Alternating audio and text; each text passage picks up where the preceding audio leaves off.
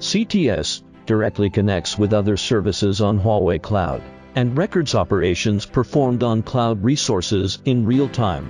When operations such as addition, deletion, and modification are performed on the services connected with CTS, such as Elastic Cloud Server X, the services will record the operations in specified formats and send the records to CTS.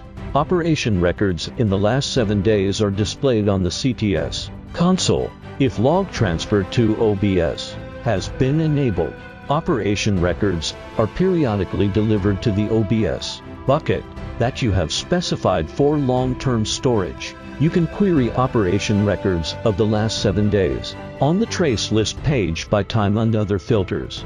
To query operation records earlier than 7 days, you can download the trace files stored in OBS buckets if log transfer to OBS has been configured. Next, we will show you how to query traces on the CTS console. First, log into the Management console. Expand the service list. Choose Management and Governance, and then Cloud Trace Service. The trace list page of CTS is displayed. Then specify the search criteria for querying traces. You can select search criteria from the drop-down list. If you select Resource ID for search by, specify a resource ID. You can also select a user from the operator drop-down list and filter traces by trace status. Here, normal indicates that the operation was successful. Warning indicates that the operation failed.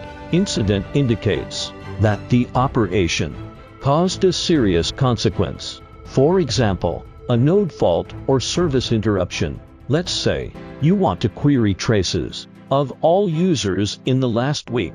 Set the trace status to all trace statuses, search by to all filters, and the time to last 1 week, and click Query.